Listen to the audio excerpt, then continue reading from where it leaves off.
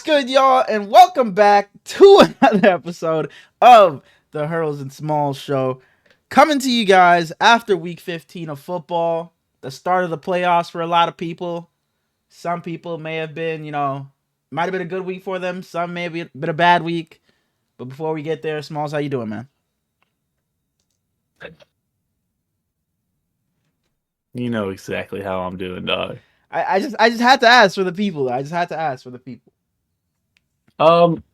Say we ignore football and just say, Smallz, how you doing? Yeah. You still know how I'm doing, because I've been the same the last fucking week. I still take a nap after every day of work. Still in and that it's rut? pissing me off. little... Still in that damn rut, dude. I don't know how to get out of it at this point. I'm eating like shit now, and I'm starting. I gotta stop the cycle. But I told the dude at work today, I was like, I think I might just give in to myself for the rest of the year, and then start in January, just like hit it hard again.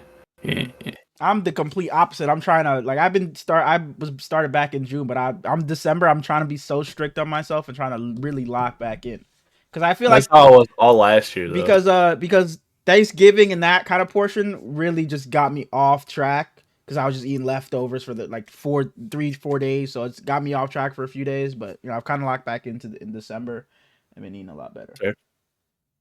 But how you doing, though, brother? I'm doing pretty good. Like you said, other than football, I'm doing pretty good. Can't complain. Life has been treating me pretty well. I still got a bunch of Christmas shopping to do that I have not gotten done. Bro. And I was telling the guys earlier, what's the worst is someone you weren't anticipating getting a gift for hitting you up saying, "Oh, I got you a gift, by the way," or "Oh, what's your favorite color?" So now they're gonna get you a gift, and that's like, fuck, you were not on the list of people I was gonna get a gift for. Now I just have to get you one. It's just the worst. So I still got 6 people to shop for, and it's December 17th now. It's actually my friend's birthday. I gotta text him. I'll text him in a second, but. Yeah, man, I just got so much shopping to do. All the shopping I've gotten done was for 2 people, and then the guys and I are doing some Secret Santa, and I got that shopping done. But other than that, I still have so much more to do. Oh, you get? Can you? Oh, you probably can't tell me. I can't say. I can text you. They all watch. Yeah, I can text you though. But yeah, I'm doing pretty good though. I told myself all of last week, yeah, I'll go on Saturday. Oh, bro, Saturday was the day. Saturday morning was the day for me as well. Sorry to continue. I wake up at 10:30 to a phone call from my pops. He said, "You want to go to a high school basketball game today?" And I said, "Absolutely not." Wow. And he asked me if I wanted to go see the Christmas lights, and I said, "No, thank you." Because I go see him every Sunday anyways, and it's I don't want to do either one of those things, so I'm not going to force myself. Instead of going to do those things, you got up and went shopping. So at 10:30, it's I don't really need to get up yet. I got all day, so let me roll back over and get a little bit more sleep in. Yeah.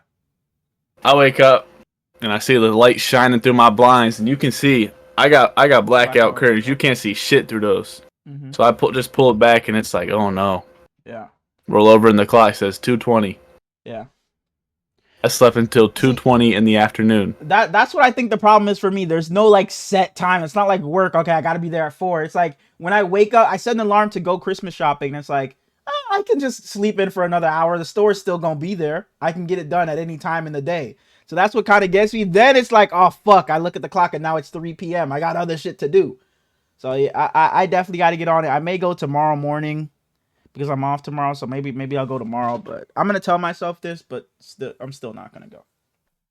So my thing was, at 2:20, I wake up and I roll over, and I wake up, I make my coffee, I make my toast, because I make coffee and toast for breakfast every Saturday, and I just sit around for about 2 hours. It hits 4 o'clock, and I say, all right, I better get in the shower. It's time to go. If I get there by about 5, I got 3-4 hours to shop and get home before it's super dark. I walk out to start to get in the shower, and my mom's walking to get in the shower. I was like, oh, no. And she was in the bath. We have 1.5 showers. The other shower you can use, but no one really I don't like to use it. Yeah. No, I feel you. Exactly. I feel you. Yeah. And she was in the damn bathroom for an hour, dog. She's one of those, the crazy long shower. No, not usually, but they had a Christmas party for her husband's son, and it was apparently she wanted to be real nice dressed up for it, but she finally comes out, and she comes and tells me at like 5:20. It's like, yeah, you can get in the shower now. And I said, okay. And I take my shower. I get out at like 6. Mm-hmm. I look at the clock. And I said, damn, I don't feel like going anywhere, man. Mm-hmm. So I text her. I said, man, it's crazy. All the stores closed at 5 p.m. today. I wonder what's going on. So are you planning on going this Saturday? Are you picking a different day? It's still gonna be the 21st, bro. I plan on going tomorrow. I gotta go after work tomorrow. I have to. Yeah, it's time. Because on Wednesday, I gotta take off work Wednesday to go get fitted for my suit. Because we have to get fitted for suits by the end of December. Because my brother's getting married. No, shout out to your brother. Is that the brother that watches and comments? Sometimes, yeah, he watches. Shout out to your brother. Shout out, Greg. Congrats. Shout out, Greg. You know, happy for you and the missus. But yeah. And it's just some bullshit I'm gonna go get anyway. It's like my brother, he's a Ravens fan. I'll just go get my fucking Ravens blanket or something. Like, it's nothing serious that I gotta go get, but it's just like, I just don't. It's just a waste of money. It really is, because I know I'm gonna get this for my brother, and he's just not gonna give a fuck. And not that it's a bad thing that he doesn't care, but I know him, and he really doesn't care what I get him. It's just like that's how I am, bro. Get him a gift. Exactly. I really don't. I love a pair of socks for Christmas. I love some boxers. Like, I love it. It's an amazing gift. I literally told my dad, I was like, just throw some socks in there.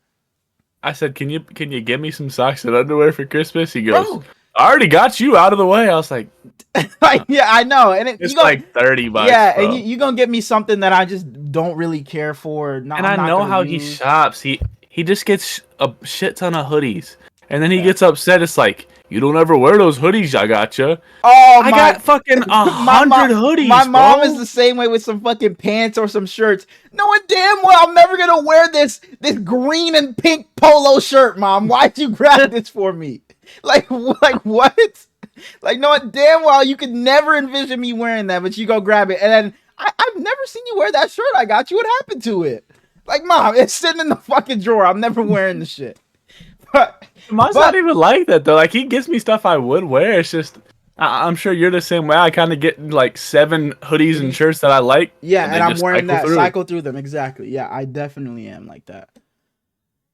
But I think most dudes are though. Yeah. Before we get too deep into the episode, be sure to go down, comment, like, subscribe if you haven't already. Tell a friend to tell a friend. Head over to the TikTok and show some love over there. Smallz is doing his thing over there. Especially head over to the TikTok. I know we told you that it was a lot of just clipping out this podcast. Mm-hmm. We posted 2 videos, I guess yesterday at this point, because this comes out on Tuesday. Mm-hmm. So we posted 2 videos on Monday of Herlin's trying to guess the team based on their colleges. It's kind of interesting. He did pretty good. So go get him some love on those. Hell yeah.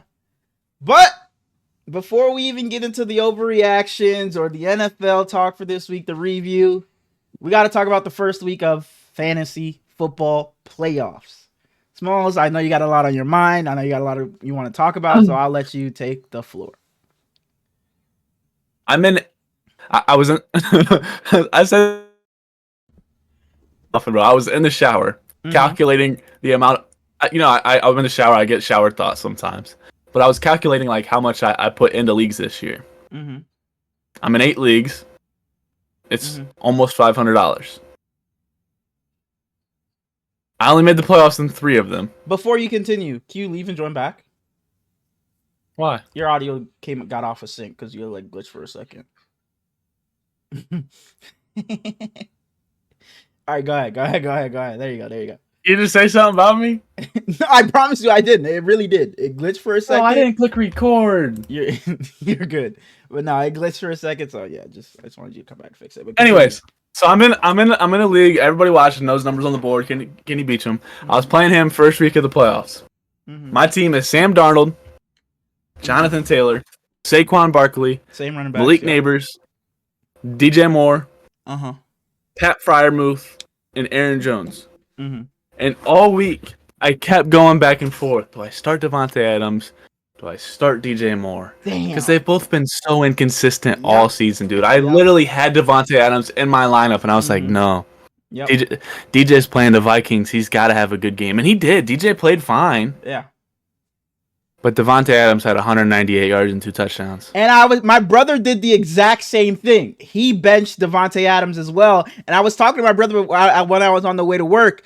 talking about benching Devontae Adams, I was like, I just know in the first half, you were like, boy, I'm the greatest fucking GM of all time. Devontae Adams not doing a damn thing. You probably in there dancing. He was okay in the first half, too. He had like 14 at halftime. Oh, okay.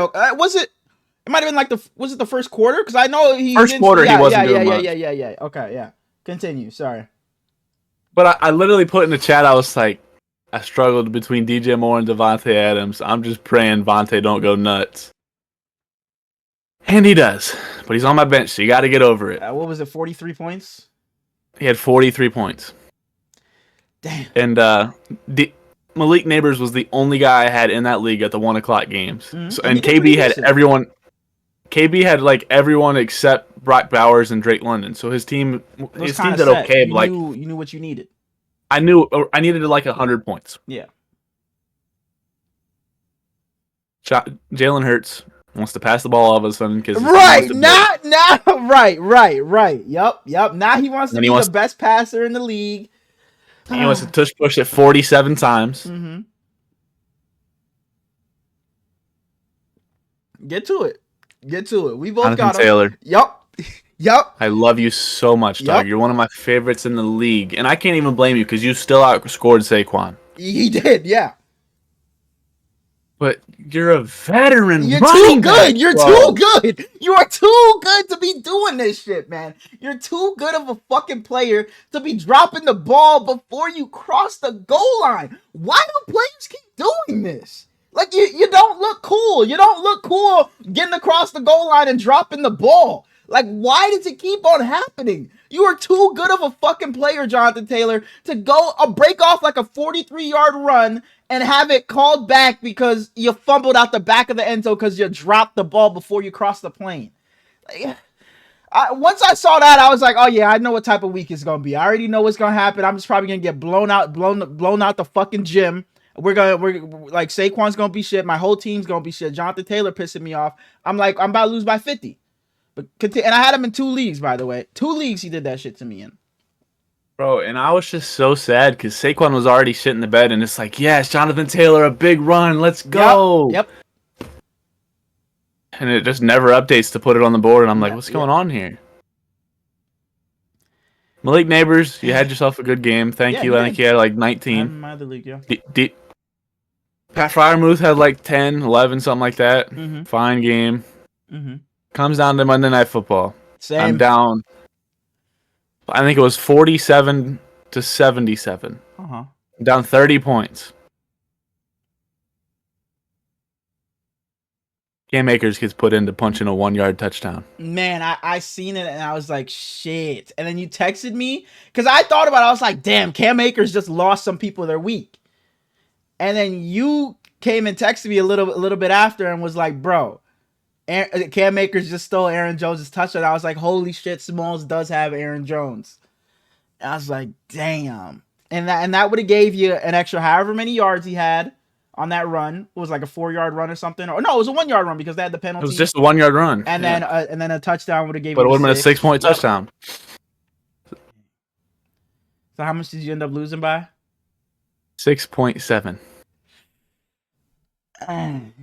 6.7. That hurts, yeah. If I start Devontae Adams, I dominate. Yeah. If I sit Saquon and start Quentin Johnston, I feel you. Yeah.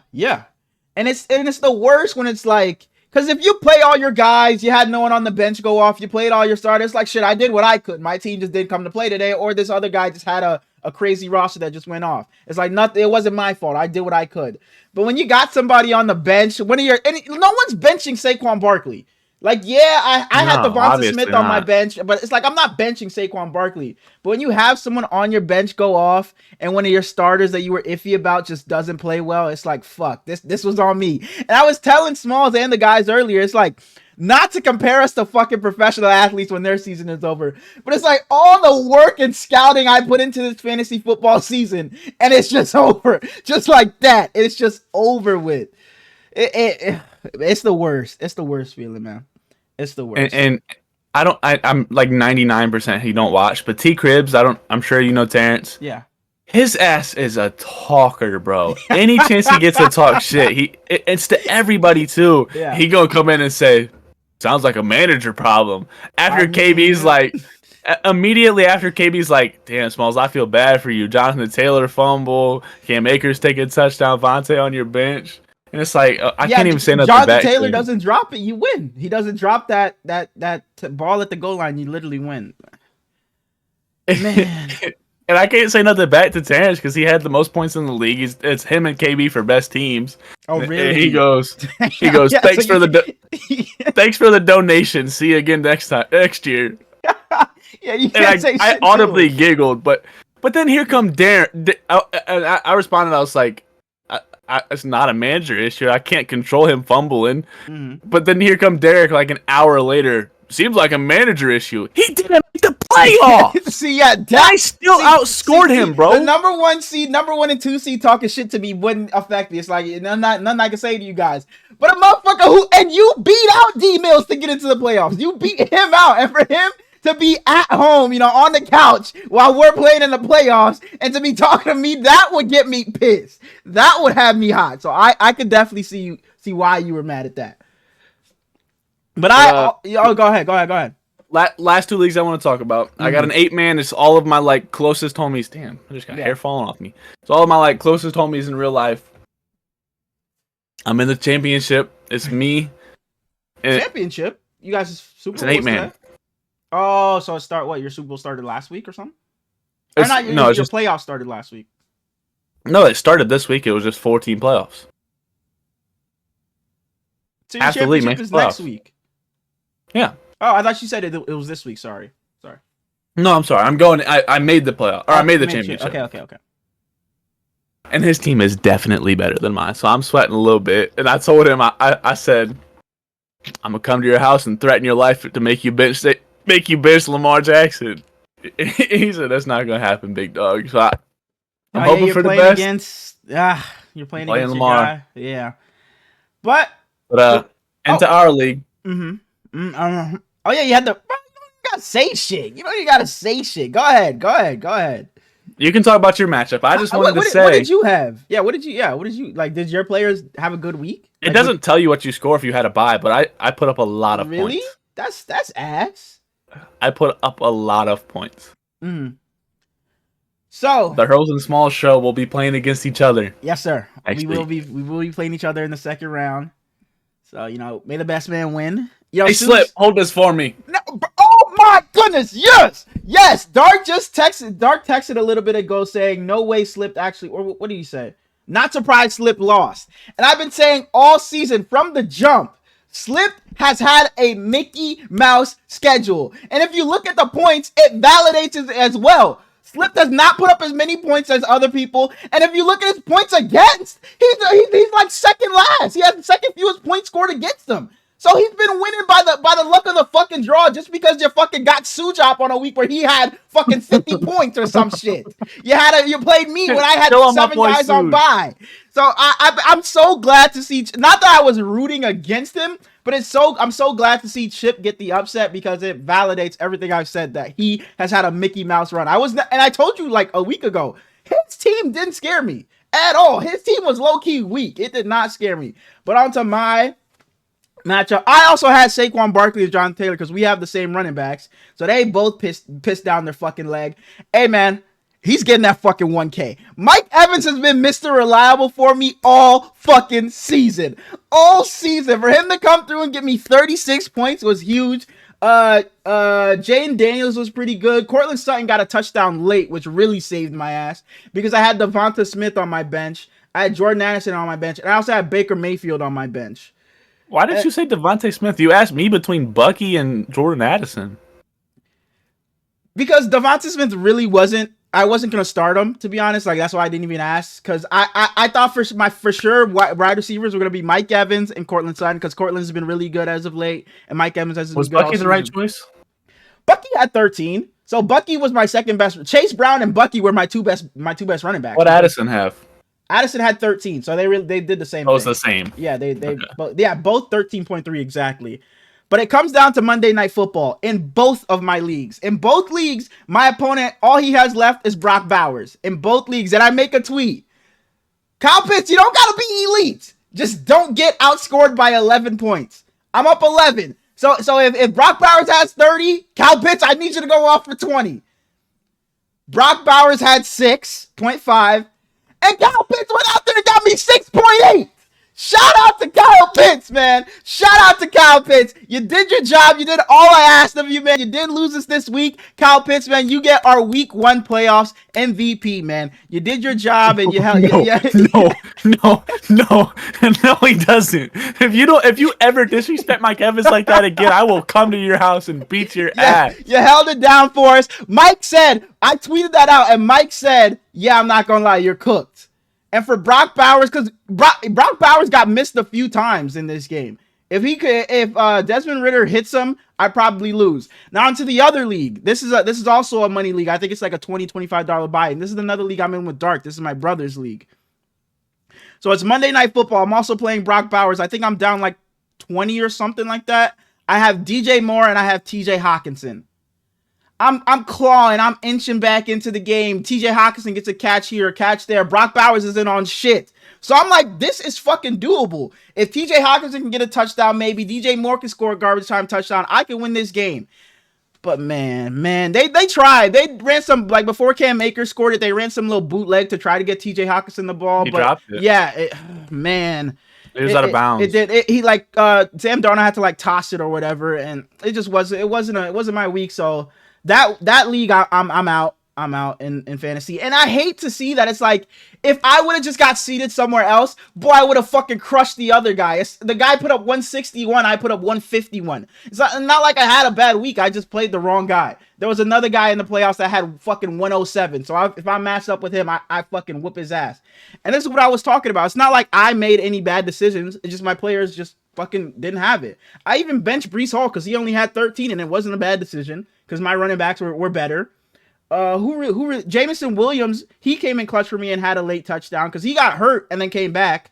What really sold me was the Jonathan Taylor drop touchdown, and Justin Herbert, man.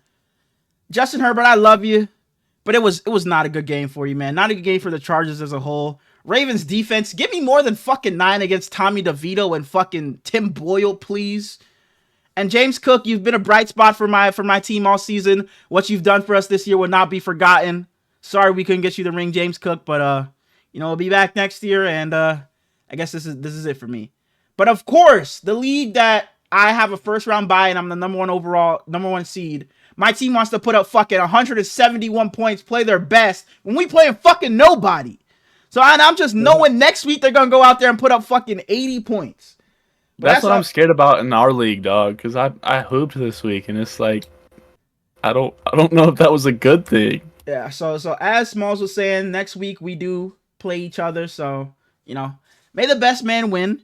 And it's kind of good that you got eliminated in the NLTB league because we both have the same running backs. I have John Taylor and Saquon Barkley, so it would have been tough. You would have had to root for them, but not root for them. So I cared about the NLTB league more than ours. I can't even blame you. That one's worth $100. Yeah, so I can't even blame you. Yeah, and ours is $12. It was $25. Talking about $12. But so yeah, I went 1-1 this week. I'm still in the playoffs in 2 of my leagues, knocked out of 1. So I can still come home with the ring. But Kyle Pitts, shout out to you. You did your job, man. And we're on to next week, baby. But bro, the worst thing is a league you're eliminated in, and your team just booms. Like one of the league I was eliminated in, my team put up like 189, and I didn't have a defense. Damn. Like I had the Jaguars defense just because I didn't care. Yeah. Heartbreaking. Yeah, it's break is one thing. Fantasy, like I said, we're not athletes, but it's like I kind of feel you guys where it's like you put everything into that season, and now it's just all over. It's just down the drain. It's like, oh man, nothing. But embarrass me. Let's get back to our regularly scheduled programming. And let's get to our please.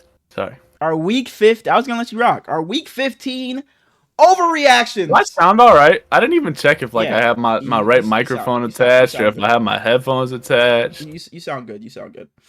I just kind of put some pants on and just started it. Yeah. I still got my fucking work pants on, but it's all right.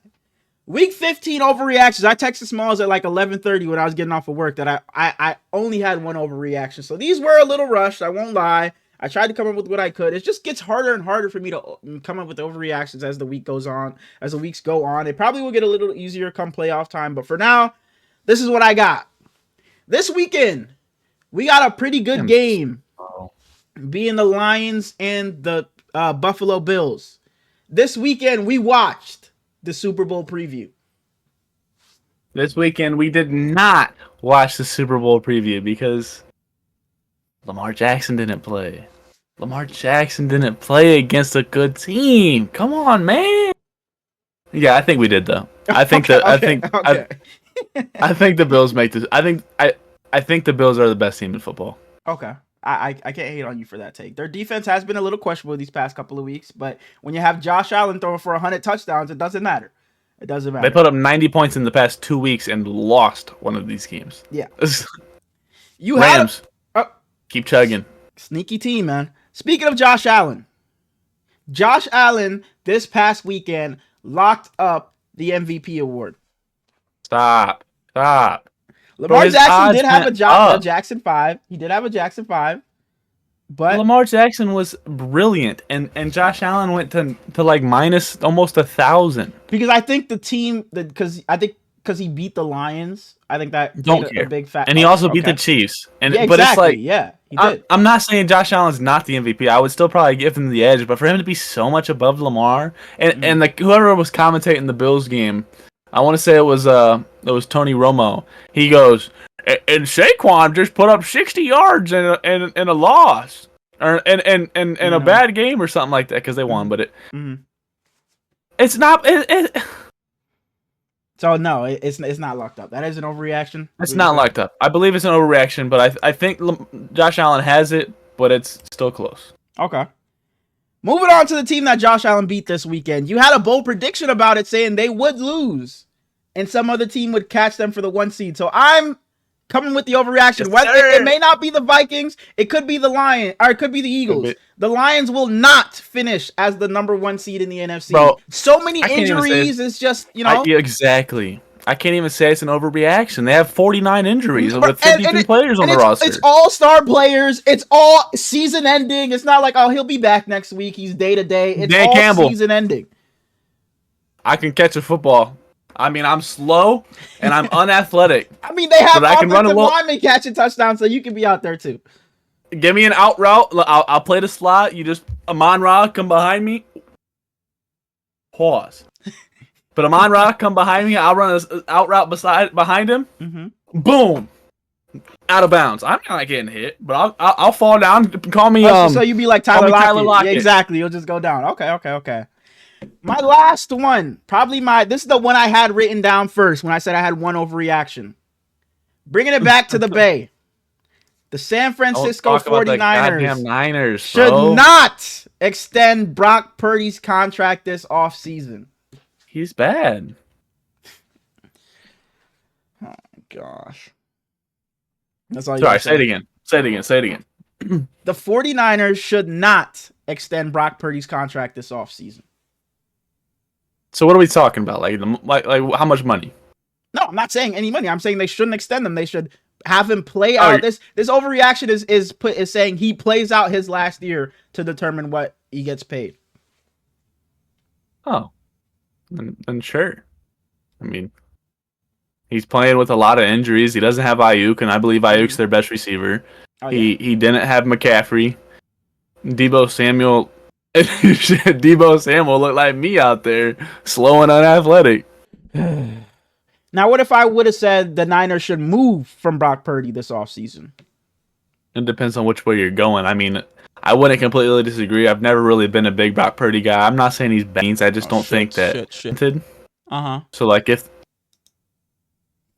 I don't even know who to give an example because I want to say like a Sam Howell, but you're gonna say that Sam Howell's dog shit, and he looked very bad this week. But if they could go and bring in a Sam Darnold to compete with, is Sam Darnold better than Brock Purdy right now? To all my Niner fans out there, it's just an overreaction segment. Brock Purdy's my quarterback. I'm is Sam Darnold better than Brock Purdy right now? No, nope. Nope. Sam Darnold's having a better season.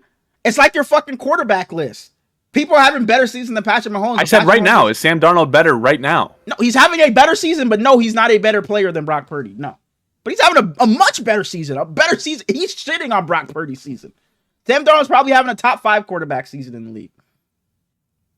So how is he not better than Brock Purdy right now? Okay, so how is Sam Darnold better than Patrick Mahomes right now? No.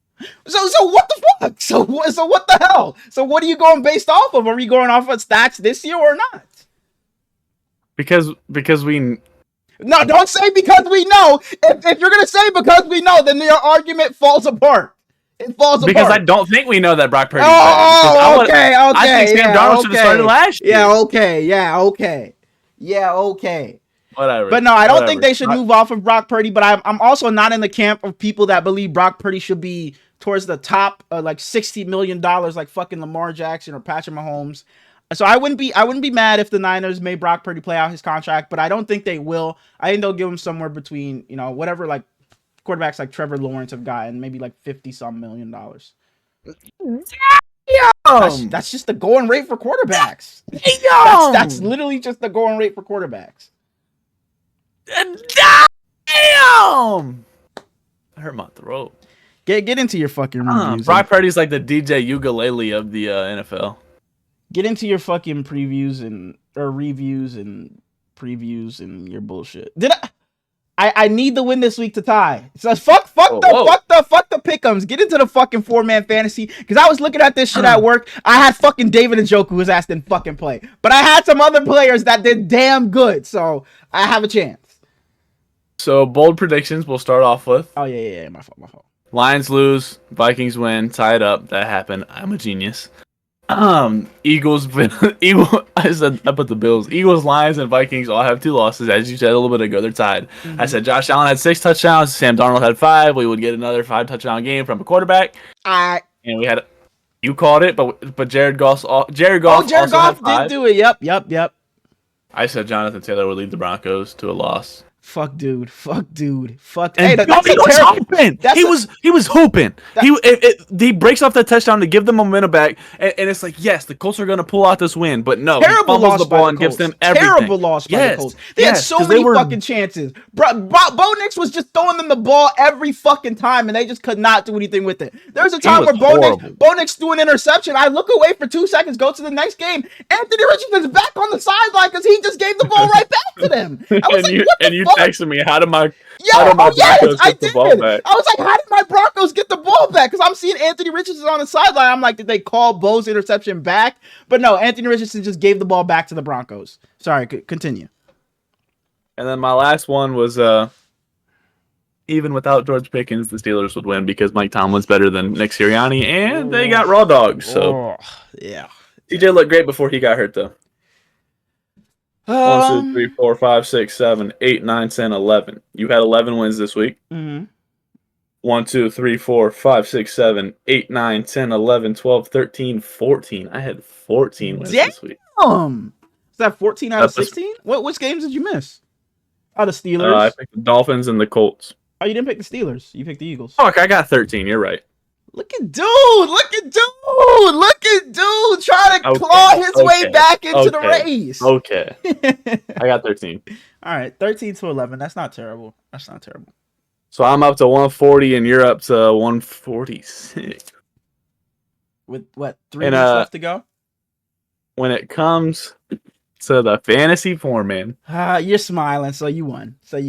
Because of the fantasy four-man. I had Geno Smith. Hell yeah. I had Geno Smith who had 5 points. You had Josh Allen who had 42. Yeah, and I know my receiver went crazy too. I had Kamara who had 17. You had Jonathan Taylor who had 10. He fucked me in 3 different ways. Bro. Holy shit. Oh my god! It went in every Oris. Oh my god! He fucked me over in 3 different ways. I had AJ Brown. You had Amon-Ra. So that's AJ Brown had 25. Amon-Ra had 37. That's it. I could have sworn he had more than that, but okay. Travis Kelce had 6. And David and Njoku didn't play. Jordan Akins had 6. Because we get the backup. Because we get the backup. Okay, yeah. So does that mean? And we made this deal where if you double my points, you get 2 wins. I doubled. I had 54 points. 108. Fucking way you think you doubled me, goofy ass! Come on now, I ain't that weak. All right, but we got the win, so I'm that much closer to tying it up. We're gonna run the fucking table and get into the fucking playoffs and bring the fantasy format into the playoffs. All right. He wants to do that now because he's losing. Now let's get into. Oh shit! I was watching Raw before we started this. Let me close this. The 9-5 Commanders. Yep. At the 5-9 Saints. Yep. And Noah Brown got put on IR. Shouts out to him. Hope he's better soon. They activated Jamison Crowder. Quick story. I think my sophomore year of high school, though the 8-man I'm in, I think at that point it was a 10-man. And my homie Caleb and his brother Cameron, which Cameron I'm playing in the championship this year. So Cameron, fuck you. But my homie Caleb made this bogus ass trade with Cameron the night before we went into school the next day, and we were all like, "That's not going through." We're videoing that shit because it was like Jamison Crowder for Derrick Henry, like that type of bullshit. Okay. And his excuse was Cameron needs a running back. We're all like, Caleb, Jamison Crowder's a receiver. Like, there are just some people you just can't have in your fantasy football leagues because there's always and to be that guy, the one that knows football, and you're gonna try to fleece the other guy, like you're the worst type of person to be in a league with. Knowing damn well he don't know any better. He doesn't know football. It was just his little brother, and his little brother was like 3-8, so it was like, I don't give a damn. Like that, like, come on. And yeah, to be out of it when you're out of it, and it's like, oh fuck, I'm just throwing all my players away. Like, don't be that guy. Just have them sit there on their fucking bye week for all I care. Just don't be fucking shipping them away just cause. But KJ Osborne didn't play in this game. He was a cool little pickup. I think he's gonna help later on in the season. And at the age of 29 years old, Alvin Kamara has officially set his career high in rushing yards. Woo! And he had 12 yards this game. I love that the running backs are killing the 29-30, running back agenda thing. Jake Haener started this game. And I predicted him to be an abomination. Literally all I had for the Saints written down was play. No, that's not all I had, but in bold I put play Spencer Rattler. That's what I had written down for the fucking Saints. Because he came in and led them down the field like 3 times. Better. 3 times, and then got them down the field at the end for the touchdown to tie the game. Then they ended up going for 2 and didn't get in it. But to still lead them down the field 3 different times after Jake Haener came in there and just fucking wet his pants. We said. Did you see the pictures of him before the game of him like with the ball? He looked just all goofy. No, I didn't. He looked like a nerd. No, I didn't. But as far as the Commanders, it wasn't a pretty game. Yeah, you got the win, but not your prettiest game. There was some, especially late in this game, it felt like they had some chances to really put the Saints away. But Jaden Daniels and Terry McLaurin just could not get it on that deep ball. They tried it like 3 different times. And they kept trying, bro. And they were so close. So close, but they just could not get it. It was always just hitting his fingertips and just falling out. They just couldn't. They were a couple inches away from Terry McLaurin having like 250 yards and 5 touchdowns. Yeah. He would have had an insane game. Yeah, but Jaden Daniels ran the ball beautifully. I had that written down. He was able to extend the play so well. That touchdown pass to Terry McLaurin, man, it was beautiful. Rolling out right, holding on to the ball, extending the play, and to find Terry McLaurin, who got clobbered. And I don't know how he held on to it. Great play by both the quarterback and receiver there. But yeah, he's one of the best in the world, man. All he ever needed was a quarterback. Absolutely. So I'm happy for Terry, but I wish they could have got it going because they've had it all season for them. He still had 2 touchdowns. Yeah, but he could have finished with fucking 4 of them. 5. Somebody of fantasy football playoffs this week or something. But yeah, I don't got much else to say about this game. The Saints fucking pissed me off by playing fucking Jake Haener. Marshawn Lattimore's first game back. The vibes with him were great. Everybody was cheering him on. They gave him a game ball at the end. He's still racking 23. He looks sick out there. They had San Reese Steele as their quarterback too, and then Noah I. Kevin told me I was saying it wrong. Which Kevin, you'll probably see this in about January. So right. That's that deal. Hope your Christmas was good. And then Ben St. Juste fell down and said like he had 3 snaps this game and he just wasn't good. But as you said, Foster Moreau caught their touchdown with 0 seconds left on the clock. Yeah. To make it a 1-point game. And not that I was rooting for them to win the game on the 2-point conversion, but I was kind of, I guess kind of rooting for them because I was watching it with Joe. I was rooting for Spencer. Yeah, I wanted Spencer to have himself a nice little story. I came in and saved the day for us and won us the game. But, they went for 2, which I think was the right call. You're an undermanned team. You're a bad team. Exactly. Just try to get the win in regulation. Did you see the last time the Commanders had a winning season? 2012. This is their first winning season since 2016. Do you think you can guess that roster? I could try. Kirk Cousins. Not the roster, just their offense. Yeah, Kirk Cousins was their quarterback. Pierre Garçon. Yep. Was Alfred Morris their running back? No. You'll never get their running back. You can get their 2 receivers though. So Pierre Garçon. Jordan Reed was their tight end. He was. Who else did they have a receiver?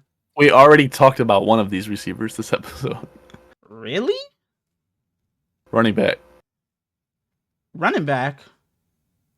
Fantasy trade. Oh, Jamison Crowder. Yeah. Crowder. Who else was over there? I don't know if it wasn't Alfred Morris. Who was their running back then? Robert Kelly. Oh yeah, no, I was. No, you weren't getting that one. And then the other receiver was a speedster, one of the greatest speedsters ever. Deshaun Jackson. He was over there. Mm-hmm. Okay.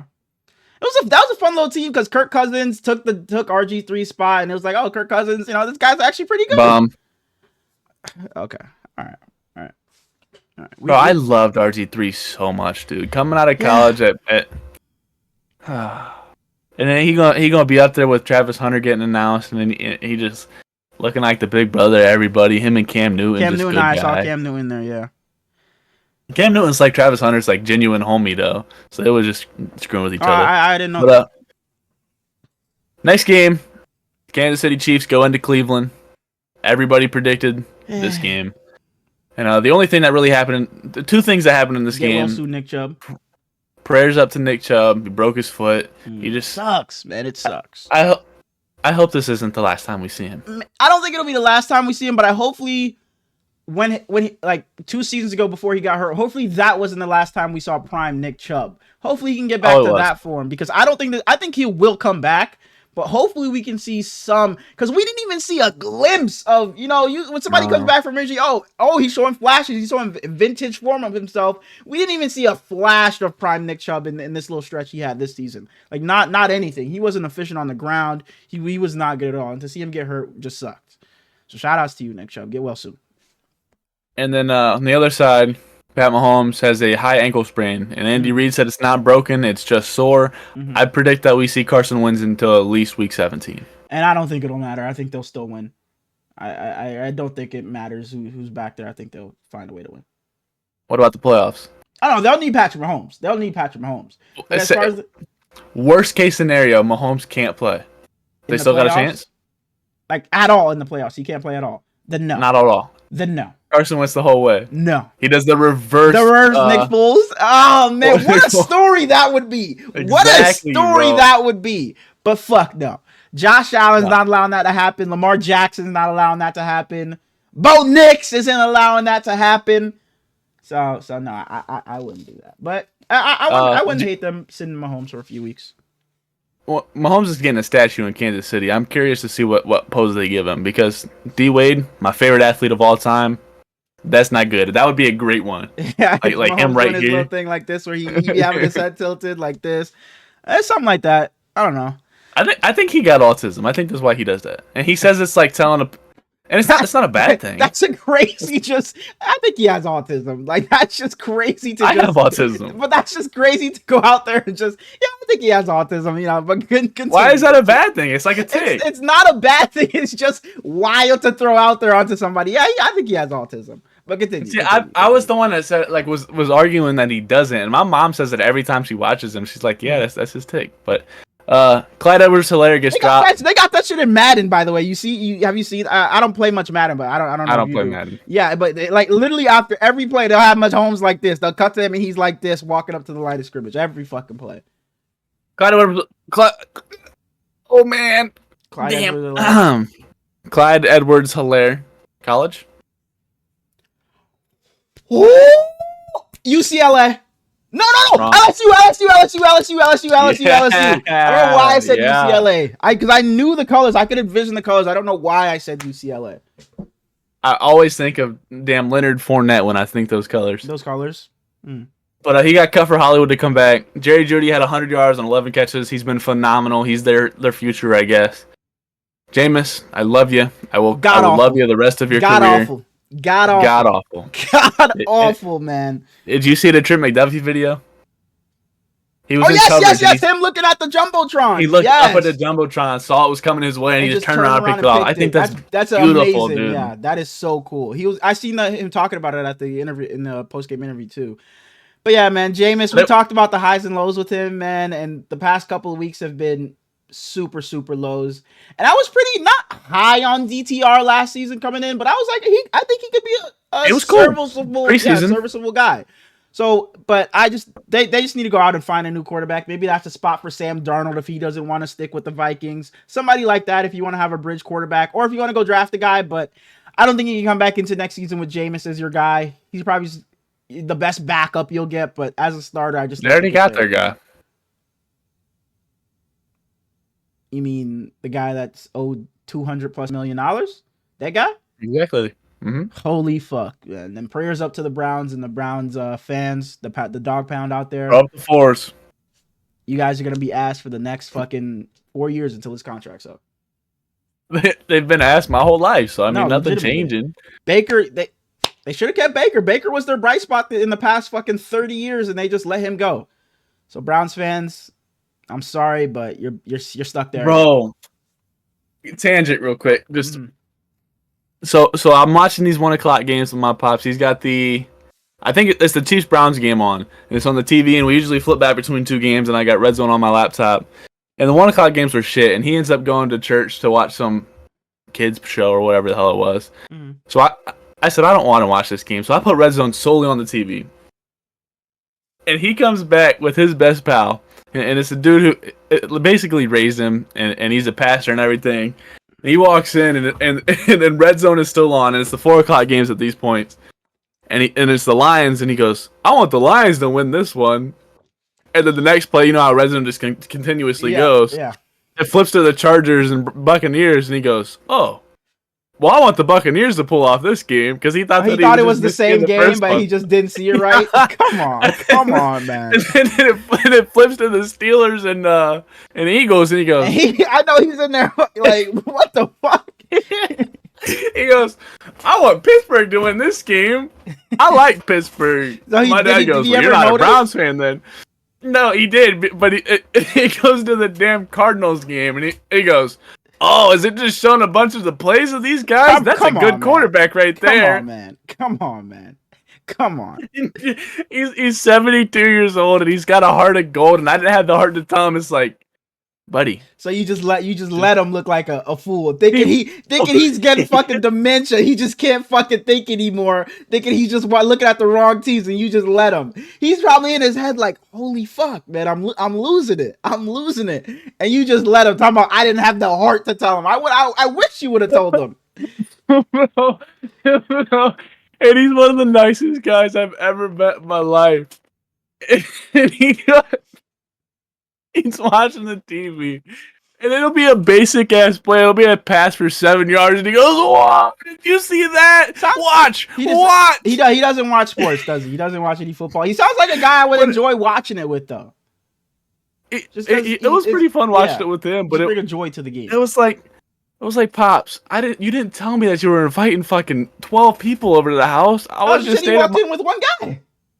That was an exaggeration. I think it was him and his wife, him and his girlfriends, and his girlfriend's mom, and then I think two. So it was like too many fucking people in my goddamn home. Yeah. But oh my gosh, I was sitting there just laughing to myself because nobody else understood what was going on. None of the other people here know what red zone is. What the fuck does Brady have going on over there? Just laughing to himself. He scratched his head. He goes, "Oh, well, I want Tampa to win this one." And he just got like he's sitting there thinking to himself like he's this is it for him. He's like, this is it. He saw the two blue jerseys, the Lions and Chargers, and it was like, oh, I just saw the wrong jersey, I guess. Because of the Steelers and Eagles, bro. And oh my gosh. Anyways, we're 50 minutes into this episode and we're at game 2. All right, we can blow by. Bengals, Eagles, road to the playoffs. Bengals, Titans. I'm sorry. Road to their playoffs as the Broncos or Chargers need to lose 3 games. Yep. Broncos won this week, unfortunately, so they would have to lose out. Chargers have to lose 3 games, and they lost this week, so they just need to lose 2 more. The Bengals have to win out. They need the Dolphins to lose 2 games. Dolphins lost this week. Colts to lose 2 games. Colts lost this week. So they still have. It's not impossible for the Bengals. It's really not impossible because I'm pretty sure that the Chargers have a little bit of a tough stretch, and so do the Broncos, to be honest. And the Broncos have a very hard stretch. Yeah, and the Chargers just have been bad lately. Yeah. Joe Burrow, I can't wait to talk to you on Wednesday. You're my guy. I love you. Mm-hmm. Will Levis got benched in front of his very hot ex-girlfriend. Yeah. He was 8 for 12 with 3 interceptions and a fumble. He was horrendous. He was fucking awful, man. I like a couple like I've said for a couple of weeks, Will Levis could be not their guy, but you just come into the season with him. He's their French. Yeah, but fuck, man, he makes it so hard for me to continue to say that. He makes it so hard with some of the plays he makes. It's just like, what the fuck did you see? It's never a Will Levis interception. It's like, oh, I saw what you were trying to do there. I saw, you just made a bad read. It's just fucking awful. No, a fucking high school quarterback head scratcher every fucking time. But yeah, the amount of turnovers in this game was just straight up unethical. And the Bengals were on the verge of winning the game, and Joe Burrow's on the sideline, fucking pissed. He's pissed. Rightfully so. Yeah, absolutely. But we don't got to spend too much time on this game. Not much meaning behind it. We can move on to the Texans. Same thing happened in this game, though. He recovers a fumble, takes it for a touchdown, drops the ball before the end zone. Like, dude, you're a defensive player. You don't get them very often. Just walk the damn ball in. The Texans beat the Dolphins 20-12. Man, when are the Dolphins going to win a big game, man? It feels like whenever the Dolphins need a huge game, they just never get it done. And our boy, they pissed on their leg. Our boy Nico, I know that's your guy. He was talking about it because he's a Dolphins fan. He was talking. Big Dolphins fan. Every time the Dolphins are in a must-win game, it feels like you said, they piss down their leg, and it starts with Tua. Tua is awful in big games. Like he's horrendous. And these interceptions that he made, the one on the sideline, it was on the right sideline. He missed his receiver by like fucking 3 feet. It was nowhere close. The receiver was, I think they were all on the right sideline. Oh shit! But the receiver was running an out route, and Tua threw it so far inside. It was Derek Stingley that got it, his first one. Derek Stingley almost fucking overran it. Yeah, he almost overran it himself, and he was the DB. That's how far inside Tua threw it. That last one he threw to pretty much seal the game, where Derek Stingley. That wasn't his fault, though. It wasn't really his fault. Tyreek Hill had it, but and let Derek Stingley rip it out of his hands. But it also was an underthrown ball. It's like, for sure. I talked about Tua, but Mike McDaniel as well. When are you gonna win a big game? For as good of a play caller as you are, the great offensive mind that you were supposed to be, when are you going to be able to scheme your guys open and make it easier for Tua, and it's not going to have to be Tyreek Hill makes some crazy catch and run and takes it 70 yards. When are you just going to scheme up something that actually works and can win you games late in the season? 6 weeks ago. It doesn't make any sense how they just continuously lose big games. It really doesn't. Derek Stingley had 2 interceptions in the fourth quarter. He is just a big-time player, Doug. And it sucks that he's not going to have Jalen Petrie behind him for the rest of the season. He got put on IR with a chest injury. Mm-hmm. Grant Dubose got rocked trying to catch a pass in this game. He got instantly put on a stretcher, and he wasn't moving. So prayers up to him for real, man. Yeah, Tua felt real bad about that because he's been through it, so he felt real bad about getting him hurt. And then the Texans media team, low-key, has me rooting against the Texans because Bullock caught that interception, and they tweeted "Hawked Tua." I thought the same thing. The guy sent that to me, and I was like, they sent it in a group chat, and I was like, no fucking way, they just tweeted that out. Disgusting. And it pissed me off. It pissed me off. And then something that I know you're going to get pissed off about, and we'll move on to the next game. The Dolphins and Odell Beckham Jr. have mutually agreed to move on. Dang, He man. cleared waivers today. So I'm hoping he either goes back to the Ravens or the Rams. Both have playoff hopes still. Bro, no. I hate you. I hope he goes to the Chiefs and they win another Super Bowl. He's not good anymore. He's not good anymore, man. He's better than Debo. No, he's not. And he's better than Debo. Debo's not good anymore, but he Ravens at Giants. We already said Lamar Jackson had a Jackson 5. He only had 4 incompletions. Tommy DeVito got hurt in this game, so he didn't play the second half. And Tim Boyle, who I think they said he had 1 touchdown in college with 13 interceptions. How the fuck is he? How is he lasted? It doesn't make any sense. I don't know. And he's horrible, so it's not like he's doing something great. Rashad Bateman had 3 catches for 20 or 20. 3 catches, 2 touchdowns, 80 yards. Yeah. Derrick Henry was cool. Tyrone Tracy was mediocre. And it came out today that they have excused Deontay Johnson from the team activities. Yeah. So these receiver trades that we got excited for with him and then Amari Cooper and then Mike Williams. Cooper has meant nothing. Nothing. They've all just done nothing. He's actually on the field, but hasn't done a damn thing. Didn't have a target on Sunday. It's crazy. But yeah, I don't have much to say here. Shout out to Lamar Jackson having that Jackson 5. I called more touchdowns than incompletions in this game, and he went to bat. Had Mark Andrews back at the podium. He was like, a lot of people said we should have been traded Mark Andrews, and now he is reminding y'all of who he is or whatever. So shout out to Mark Andrews. All he did was have 2 for 24 and a touchdown. But Lamar, a shout out to you for having your guys back. I don't have much to say here. We both said the Ravens were gonna stomp the Giants, and that's what they did. We can move on to the New York Jets. If it's one-on-one, throw the fade. If it's one-on-fucking-one, throw the fucking fade. You heard him, Aaron Rodgers. Throw the fucking fade. Stop fucking playing with G5. The New York Jets head to Jacksonville to play the Jaguars, and they beat the Jaguars 32-25. Both these teams aren't making the playoffs, so this game doesn't really matter in the grand scheme of things. But Aaron Rodgers looked fairly solid. Maybe he does Davante Adams. Fuck yeah. Is it fuck Davante Adams because you didn't start him? Yeah, because he should have been more consistent the whole year. That's how you work. That's how you work. It's my fault, Davante. I'm sorry, Davante. I still love you, dog.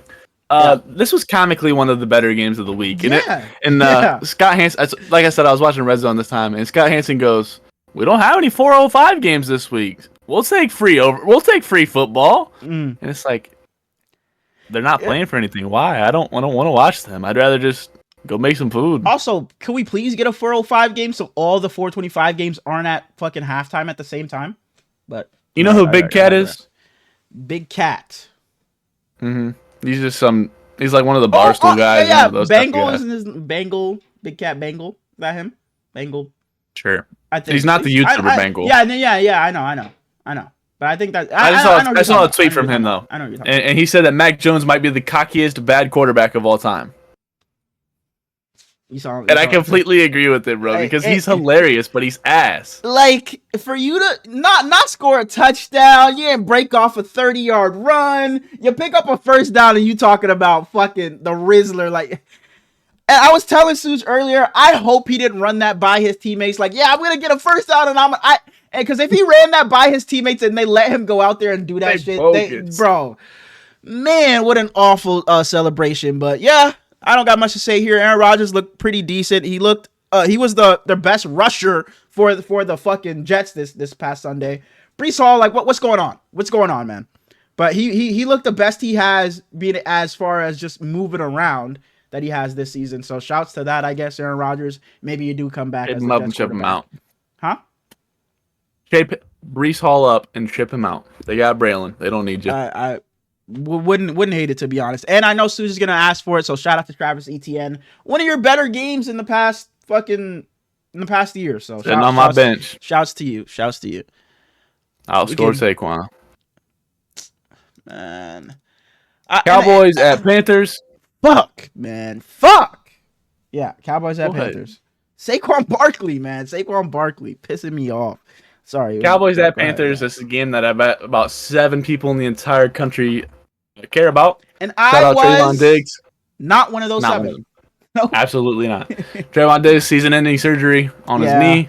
Yeah. And the Cowboys just shitted on the Panthers. Bryce Young had the 183-yard touchdown to Jalen Cooker. Shout out to you, but you didn't give me much to care about in this game, Bryce. And Cooper Rush, you ginger, you did good. Yeah, Cooper Rush played pretty well. And Rico Dowdle again, bro. Again. And I said it last week. It's not like Rico Dowdle's breaking off the fucking 50-yard run to make his stats look good. He's just he's just consistent every single rush these past like 5 weeks. He's just been consistently giving you the same thing. He averaged 6 yards a carry. He looked very good again. So shouts to him. The defense for the Cowboys, ever since Micah Parsons came back, you just notice the difference he makes week in and week out. Yeah, it was the Panthers, but you know their defense has. How are we talking about the fucking Cowboys? Their defense has looked good week in and week out these past couple of weeks. So let's move on. Thank you. 2.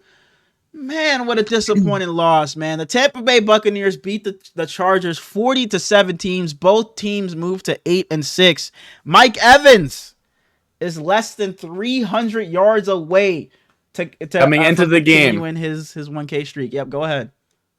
Coming into the game, Mike Evans needed 410 yards, an average of a little over 103. He had 159. So in the last 3 games, he needs 251 yards. He's getting his 1,000. There's no doubt in my mind. He's getting the 1,000. He entered the top 25 all time this game as well. He passed Antonio Brown for 25th. He's getting 1,000, man. And I'm happy. I'm happy that he is one, that he's on my fantasy team. So they're gonna be fucking feeding him the ball to give him that 1,000. So you know that's just more points for me. But the Chargers, man, this is such a disappointing loss. And it's you lose, but it's in the fashion you lost. I even asked you, should I start Bucky or whoever it was, and you were like, start the other guy. No, because I asked you. Cortland. You said start Cortland Sutton because they're going to get to tough defense. But boy, that defense wasn't shit on Sunday. It was cheese. And for a defense that had been pretty good, Jesse Minter's had them playing some good football this season. Baker Mayfield, it seems like he's just carving up any defense. It does not matter who you are. He's going to walk in and who you are. It does not matter who you are. Baker Mayfield is coming into your hometown and he's lighting up your secondary. It doesn't matter who you have back there. He's been phenomenal all season. And for them to be 8-6, possibly winning 11 games, when he lost his 2 best weapons, best 3 at some points in the season, for them to still be 8 wins, man, shout out to the Bucs, bro. I'm going to get our boy Jordy to make a Baker Mayfield edit to Ryback's theme song. What the fuck? Feed me. That is so random. That is so random. Baker just walk in and whoop everybody, dude. No, he really is, bro. I just love the Baker like mentality. I know what his just personality. You just want to root for a guy like Baker Mayfield, especially with how his careers went. The Browns giving up on him to the Panthers, then winning a Thursday night game with the Rams when you just got there. So shout outs to Baker, man. But Justin Herbert, I've been saying for the past few weeks with J.K. Dobbins getting hurt, we're going to have to lean on you a lot more, Justin Herbert. You're going to have to step up and win these games for the Chargers. And he just has not been doing that these past couple of games. He hasn't looked great. It seems like when that running game was in there, he looked a lot better, which you would think, yeah, makes sense. It's pretty obvious. But he had looked good, but the numbers weren't there. So I was like, oh, if they need to lean on him more, the numbers will be there and you'll continue to see the play. But he just hasn't been what he was earlier in the season, and this run game has been fucking horrendous. Gus Edwards should not be your lead back on any Sunday. So yeah, that's what I gotta say there. So Jalen Reagor got put on IR, and Laviska Shenault got activated. And coming into this career, I was really high on Laviska. So moving on to the Denver Broncos beating the Indianapolis Colts 31-13. I talked about it earlier. This was such a disappointing loss for the Colts. You beat yourself. About them, bro. Bo Nix gave you every chance to go and win this game. Then you're Anthony Richardson, you're turning the ball over. I think he had 4 turnovers in this game, 2 INTs, 2 fumbles, I think it was.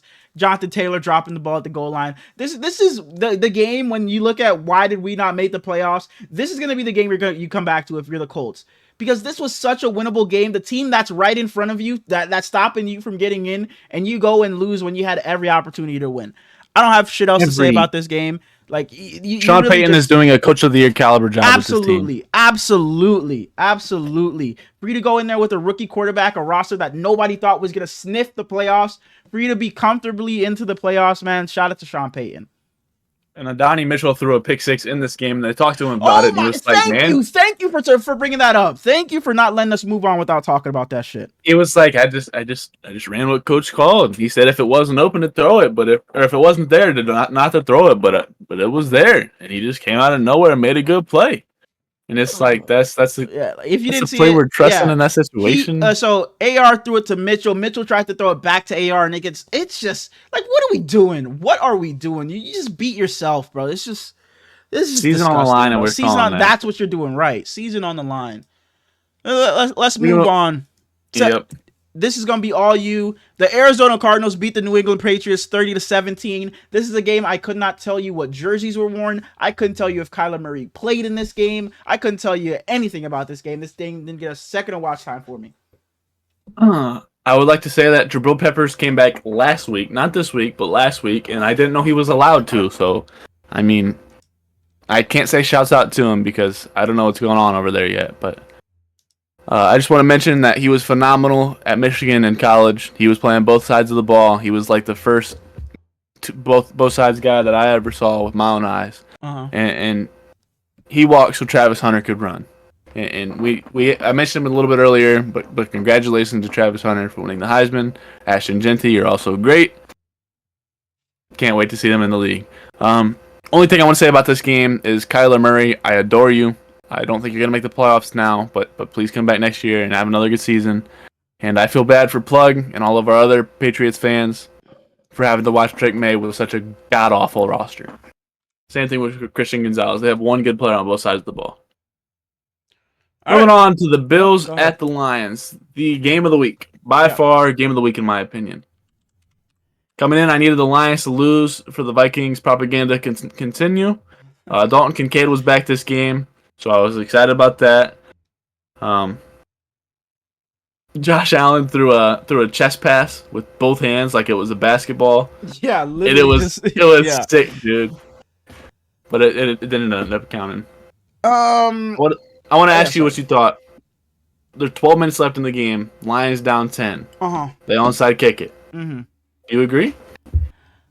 I don't really know where I stand on it because if I'm Dan Campbell, I see his reasoning. It's like our defense. Let me up. For anyone who didn't see, Matt Collins recovers it and runs it like 35 yards, and they have the ball on the 2-yard line, and they punch it in first play. And it's like I can't hate on Dan Campbell for doing it because it's like our defense has lost all these guys. You know, it's like do I really trust our guys to go out and get a stop on Josh Allen, who's been playing like a superhero the past couple of weeks, all season realistically? Do I really trust our guys? We're down We're down 10 with 12 minutes to go. Why don't we go try to get the ball back and try to, bring this game even closer, take the lead in this game? So I'm not mad at Dan Campbell for doing it because it's kind of with the same thing with the 2-point conversion and win the game. If you get it, you look like the smartest coach in the world. Everybody's praising you. But if you don't get it, it's like, what the fuck were you doing? Why don't you just kick the extra point and go to overtime? I think if Dan Campbell and the Lions recover, it's like, wow, what a gutsy call by Dan Campbell. What a great call by him to go for the onside kick. It only works 3% of the time. And the Lions, they get it and they go on to win the game. But it doesn't work. How do you know it only works 3% of the time? Because who the fuck was it that told us 17 million times last week? Tom Brady. But yeah, Tom Brady. But yeah, so I don't hate the call at all, but I'm not saying it's a disappointing loss for the Lions because losses happen. You only have 2 on the season now. But what's really disappointing is you lose this game and you've lost so many players. I don't know if you're going to be able to hang on to the 1 seed. Maybe if you win this game and you still have the 1 game over the Vikings and the Eagles, maybe you can hold on to the 1 seed. But losing this game now, it's a 3-way tie for the 1 seed. You already beat the Vikings, so you're technically still in first place. But now that it's a 3-way tie and you've lost all this talent, I don't think they're going to be able to hang on to the 1 seed, but you never know. It's going to be hard, man. It's going to be tough. It's going to be tough. But as far as the Bills go, I love what I'm seeing from their offense, obviously. This is why Josh Allen is my MVP, because he's doing it with a fucking ragtag group of guys. Besides James Cook, is Josh Allen and friends. It's Josh Allen and a bunch of fucking whoever's. It doesn't matter. I said it like 5. Josh Allen is the king of running far right, looking like he's gonna fall out of bounds, throwing it back inbounds deep 30 yards, and it's a miracle, a magnificent play. He does it, seems like, at least 2 times a game. And for him to not even get a target Amari Cooper's way, and they still put up, what was it, 48 points? 48 points, and Amari Cooper doesn't get, not a catch, he doesn't get a target. For Josh Allen still to be having this offense look this way, it's phenomenal. And yeah, the Bills didn't have a great performance overall on defense, but their run defense did pretty well. Yeah, the Lions kind of had to abandon the run after a while because you saw what type of game it was going to be. It's going to be a shootout. You're going to have to pass the ball, as we saw with Jared Goff's numbers, like 505 touchdowns. But the Bills did a pretty good job at stopping the Lions run game. I think they were averaging, like, the Bills were allowing 4.7 a carry, and they only allowed, I think it was 2.6 a carry. I want to say, I have it somewhere, 3.2 a carry against the Lions. So shout out to I don't want to cut you off, but speaking of the run game, he finished the game. Yep. But prayers up to David Montgomery, man. Tore his MCL. He's out for season. We only got Sonic the rest of the season. And he posted the picture of Sonic holding the sad Knuckles, the little baby Knuckles, and it's like, damn, dude, they're already going through so much. And then Carlton Davis might be out for season as well. McNeil out for the season. After you already have somebody, your best player on defense, go out, and Aiden Hutchinson. Man, Brian Branch has gotten banged up week after week. And it's all, like I said, it's not just rotational guys. It's all of their stars. It's all of their stars getting hurt. Really, all you got, it's Jared Goff, fucking Amon-Ra St. Brown, and Jahmyr Gibbs. And knowing Amon-Ra, he's probably playing hurt. Absolutely. He's all, it feels like, especially watching fucking receiver, it felt like he was playing her every game. He was narrating every single game. He was talking about some injury he was going through. Man, it's gonna be tough for them to hang on to it. Go ahead. As the best team in the league, losing to Ty Johnson as the main receiver is kind of funny though. Hey, bro. Yeah, James Cook put up 34 points. He had himself a good game. Joe Brady, Sean McDermott. I'm tired of the Ty Johnson, Ray Davis. Give James Cook the fucking ball, please. Please, bro. He had himself a good game, but he could have had much more, and I could have won my fantasy game this week. Please. Enough of Ray Davis and Ty Johnson. James Cook can carry the load. Fuck. You can do what? Oh my! Moving on, bro. Moving on, but leave Ray Davis alone. I like him. Moving on to the Pittsburgh Steelers heading to Philadelphia and losing to the Eagles 27-13. Jalen Hurts came to the podium after this game. So this is what y'all wanted to see. This is what y'all wanted, huh? Nah, I kind of liked it. I kind of liked it, to be honest. The Niners and Eagles have had their thing back and forth, but now that the Niners are out of it, I enjoy rooting for. Like, I'm not rooting for the Eagles, but I enjoy seeing them do good. You know, they got guys over there that I enjoy rooting for, like AJ Brown, Saquon Barkley. So I don't mind them being good and Jalen Hurts going to the podium talking about this. So this is what y'all wanted, huh? But I talked about it last episode. I think, and consider this: just play good. Don't make us beg you to play good. Fair. I was saying that the Eagles' way of winning during this win streak was Jalen Hurts, just don't lose us the game. We'll rely on Saquon Barkley to win us these games. You just do what we ask you to do. Terrible fucking timing. Throw it 20 times and just don't turn it over. And of course, fantasy playoffs start. We both got Saquon. They say, fuck that. AJ Brown and Jalen Hurts had some beef in the media. Boy, our first fucking 8 plays. We're passing. We're getting AJ Brown involved. We're getting Devonta Smith involved. We're showing that Jalen Hurts can throw the ball. We say, Saquon, we don't need you this week. We're showing that Jalen Hurts can win us a game, and that he did. He had himself a very, very good game. Saquon Barkley didn't have to do much of anything, and I always got mad when they took out Saquon Barkley and Kenny put in Kenny Gainwell. Holy shit, bro! I can't even be mad this week because Kenny Gainwell did his little thing. Yes, you can. He did his little thing. He played the whole second quarter, bro. What I will say, played the whole second. And what I will say, they asked fucking Nick Sirianni clown ass talking about, Kenneth Gainwell is our 2-minute running back. Boy, what the fuck? What does that even mean? What do mean Kenny Gainwell's your 2-minute back? What the fuck does that mean? Saquon can't close out a fucking half? He didn't play the entire second quarter. His ass couldn't close out the... Like, it's ridiculous. It's ridiculous. But as I was saying, Kenny Gainwell had himself a decent little game, especially in the passing game. There are a couple like little screen passes that he broke a couple of tackles and got some first downs on him. So he looked pretty decent. So I can't even be mad at them. But it was like, eventually it was like, okay, Kenny Gainwell's on the field. Okay. Oh, he's on for another play. Then it's like, damn, is Saquon hurt? Like, what's going on? It felt like every play I watched, it was fucking 14 in the backfield. Every play. They had to ask him. Is Saquon hurt? No, Kenny Gainwell just looked better. Like, what's going on? Of course this shit want to flip, and now it's not Saquon's offense anymore. It's Jalen Hurts right when the fucking fantasy playoffs start. But yeah, Jalen Hurts looked very good. He wasn't holding on to... There were a couple plays where he did, I felt like. But he wasn't holding on to the ball as long as he usually was. It was quick read, find the open man, boom, one read, and the ball's out. Get the ball out quick, and that's what people have been asking of Jalen Hurts. And that's what he did. He showed he was capable of it against a pretty good defense in the Steelers. And prayers up to TJ Watt. Hopefully he recovers soon. Hopefully he can play. He looked like he was in a lot of pain. So we'll see what that is going forward. Sprain. Yeah, but yeah. What I want to talk about this game, Hurts, you did your job, man. Go ahead. Speaking of Jalen Hurts, he throws that touchdown to AJ Brown, and AJ Brown just takes off sprinting over to him, dude. Yeah, he had to just. Yeah, we homies still, and it's like, if anything, that makes it look like, yeah, we're just doing this exactly, because it's not like Jalen Hurts. The quarterback usually runs to the end zone to celebrate with everybody, but AJ Brown caught the touchdown and immediately started running back to the huddle to find Jalen Hurts and start dancing.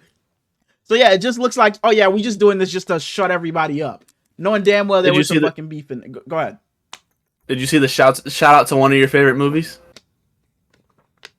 Darnell Washington. The Blind Side? I want to say it was Darnell Washington blocked Darius Slay, and he just kept pushing him, and he slams him up against the barrier there in front of the fans. He pushed him for like 25 yards, dog. And you know how in The Blind Side he goes, I was taking him to the buses. Yeah. And Darius Slay gets pissed off, and Darius Slay gets pissed off and like pushes Darnell Washington back, and Quinyon Mitchell comes over and like swings at they always tell, and I seen some tweet about that. It was like George Pickens is pissed he's not playing today because his ass would have been over there fighting. But they always tell receivers to finish your block. It don't matter if you're out of bounds or whatever. They always tell receivers to finish your block. So I can't even be mad at him for continuing to do it. But yeah, I don't got much else to say about this game. Shout out to it wasn't just finishing the block, dude. It was way downfield. Like he was being a dickhead. No, fuck that, man. Finish your fucking block. Finish your block. Yeah, shout out to the Eagles. And Mike Tomlin was asked like, so after a loss like this, how do you guys bounce back? And he was like, let's not overreact. It was one game. He was kind of pissed. Mike Tomlin has some quotes in the fucking media. Like he has like we do not care. And him just turning around and we do not, and just walking off and shit like that. But yeah, this game really didn't matter in the grand scheme of things for the Steelers because they still clinched anyway. And especially for the AFC North, what really matters is their game this Saturday versus the Ravens. That's going to decide, because this game didn't mean anything because if they beat the Ravens on Saturday, they still win the division. So this game doesn't really mean much in the end. Beat the Ravens and you're still the 1 seed in the AFC North. But yeah. If you could return. Sorry. Moving on to Sunday Night Football. You guys only get the singing during the previews, not the reviews. So sorry. Yeah. Stay tuned for Thursday's episode and you'll hear me sing that.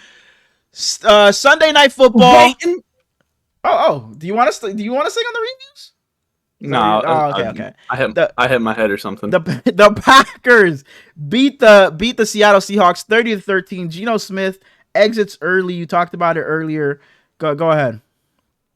I don't want to. Oh, wow. So the Packers came out early and I don't want to because Geno got hurt. Oh, okay. Right? He had his little knee injury. Oh yeah. Talk about your boy. Structurally, Geno looks okay, which is great because some people would say that I have an obsession with mediocre quarterbacks. You do. Mediocre players. Nope. Wait! But Wait! I should have probably found a better spot to have this topic, but just mediocre players. And I don't mean this as a shot like at all, but that just reminded me. I was in the Discord with Dark earlier today, and he was like, "Jimmy Butler had what?" Like he was reading off Jimmy Butler's stat line. It was like 30-some points, 19 boards. He had himself a hell of a game, but y'all still lost. So he said, and Dark was like, "Make sure you have a Heat segment in this episode." So I wanted to give you a second to talk about the Heat losing to the Pistons today. Where did you get mediocre players from this, though? That's what I'm confused about. That's why I said I didn't mean it as a shot, but I was like, you just love mediocre players, so it made me think about like all leagues, and I thought about the NBA, then I thought about the Heat, then I thought about Dark making that comment. So what did you Jimmy like played good. Tyler played bad for the first 3 quarters, like really bad. He was like 1 for 57. Okay. And then the fourth quarter, he just took over and dominated. We were down like 15 with like so many minutes left.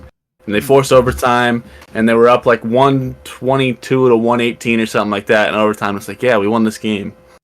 Final score, 125-124. We lose. Cade Cunningham is the walk-off shot. I love Cade Cunningham. He's one of my favorite players in all of basketball, so I can't even be mad at it. Mm-hmm. I'm just more upset that I didn't go to this game. How far is the Detroit Pistons? You know it's like a 3-hour drive. Oh, okay. And the tickets would probably be, not super cheap, but pretty fair. Better than Cleveland. Yeah. Cleveland's a little bit closer, but it's more expensive. I'm not even going to get into it. Yeah, go ahead. Sorry. Go ahead. Go back to Sam Howell. I love you. I believe you're going to be a good quarterback in this league. I think you just need a little bit more time. But holy cow, did he look bad. Mm-hmm. So like I said, Josh Jacobs did his thing. Josh Jacobs has been doing his thing all season. Yep. Romeo Doubs came back from injury and had 2 touchdowns. Jordan Love is a masterpiece. Yep. And I was going to say, they started off early with Josh Jacobs. He set the tone early. They came out and had like 8 runs in their first like 11 plays or something like that. Yeah, you really talked about what I was going to talk about. So yeah, shout out to Josh Jacobs. The Packers win again. He's so good, dude. Yeah, and I love Josh Jacobs. Geno Smith get healthy soon because the Rams are right there, and you're gonna have to win these next few games. I think they play the Rams again one more time this season. So Geno Smith get healthy soon, man. They gonna fucking need you. But that is it. Oh no! Whoa! Holy shit! My fault. I forgot. And it's a doubleheader Monday Night Football. I thought Sunday Night Football was the end of it. But yeah, you're bogus. Our first of 2 Monday Night Football games. We had the Chicago Bears heading to Minnesota to play the Minnesota Vikings, and the Vikings beat them 30-12. But before you even get into the game, you said you didn't like the Vikings jerseys? I loved it. And with the crowd wearing all white, I was telling the guys, I was in Discord with them while I was kind of watching this game and working. I was like, dog, this looks like a fucking playoff atmosphere with the crowd having all white on. It was beautiful. Vikings fans be into it, dude. They go crazy. It was beautiful seeing the crowd in all white and the whiteout helmets, the whiteout. Man, it was beautiful. I loved it. They remind me of like the Russell Westbrook KD Thunders. Yes! The Thunder playoff games, and their crowd, and they would have the section where it was like white, then orange, and white. It was beautiful, man. It reminded me just of that. I'm glad you said it. Go ahead. I think the helmets were hard. I just wish that the jerseys would have had a little bit more color to them. Like, they weren't bad by any means. It's just I like color in pretty much all aspects of life. Okay. But if you want to get into this game, I was working, so I wasn't tuned into this game especially. I was tuned into the other game a lot more. Go ahead. I pretty much said everything I need to about this game throughout the episode. We've talked about them a couple times. The Sam Darnold didn't have his best game. I needed him. I needed Aaron Jones, and I needed DJ Moore. DJ Moore, man. Fuck. Caleb Williams, please get him a line. Caleb Williams had a play in this game where he rolled right, did like it. It's like, this shit's not gonna work in the NFL. You know how it's like in high school. This ain't gonna fly in college. He was doing his college shit, and then he got rocked at the end, and he didn't end up completing the pass. But he did loops for like ever, it seemed like. DeAndre Swift is not their long-term guy. I'm sorry to say it. He's not good. He's not. He had that stretch. He started off the season bad. Then he had a little stretch. It was like, holy shit, this guy's actually pretty good. He's not good. He's just not great. Not great.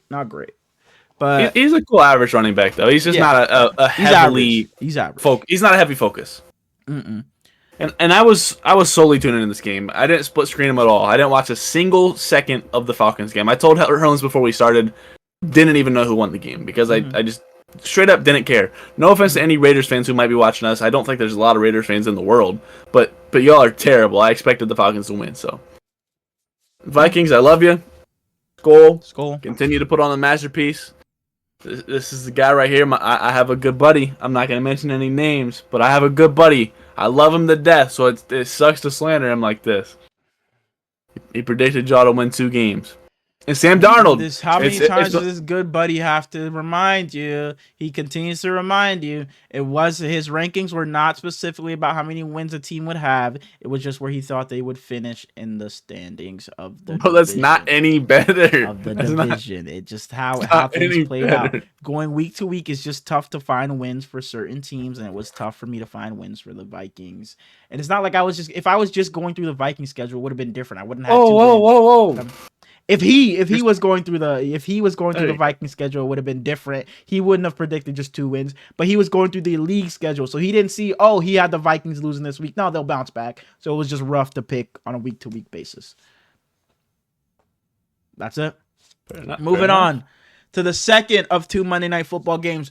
Roger Goodell, bro, if you're going to give us 2 Monday Night Football games, which I hate, first of all, if you're going to give us 2, don't start them within 30 minutes of each other. If you're going to have the one at 8:30, make the first one fucking start at fucking 7. Please. No, bro, 8 and 8:30 is some bullshit. 8 and 8:30 is some bullshit. It is. Fuck that. Don't give us the Raiders. Don't give us the Atlanta Falcons beat the Raiders 15-9.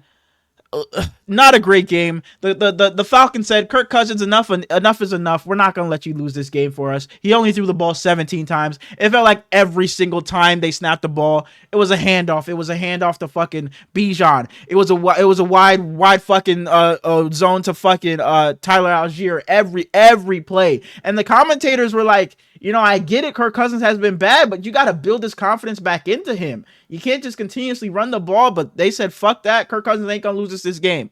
They ran it 37 times. Kirk Cousins threw it 17 times. They really did not want Kirk Cousins to lose this game for them. Kyle Pitts, man, I love you. You did your job today, man. Proud of you, man. We're on to the next round. Brock Bowers, be better. And that's all I got to say about this game. That's all I got to say about this game. Go ahead. You probably don't have anything to say either. I don't have anything to say. I didn't watch it. All right. Shout out to the Falcons. You're probably not winning that division, but at least you keep it somewhat competitive. And that is all for our Week 15 review. Yep. Last thing we have, football related, is the quarterback rankings. Yep. We do them every week. We're on to Week 15. Damn. And I will continue to preface it. These are my quarterback rankings These are my quarterback rankings based solely off this season. It has nothing to do with who you are or where you're going. Number 10. This is hard because I had last week I had at 10 I had Tua. And Tua was bad, so he's getting dropped. At 9 I had Geno, and he got hurt and barely played, so he's getting dropped. At 11 I had Stafford, and he just wasn't very good. Yeah, the honorable mentions you had weren't good, so they can't go. 12, I had Justin Herbert, so he just wasn't very good. 13, you had Brock Purdy, didn't you? He was some fucking ass. So yeah, there was Russell Wilson was ass. Yeah. but 15 has jumped into the top 10. Whoa! From 15 to 10. The guy who wasn't even top 15 has jumped into the top 10. At number 10, I have CJ Stroud. Who did you say your 10 was last week? Tua. I would still have Tua over CJ Stroud, I think. Let me stop. At number 10, I have Matthew Stafford.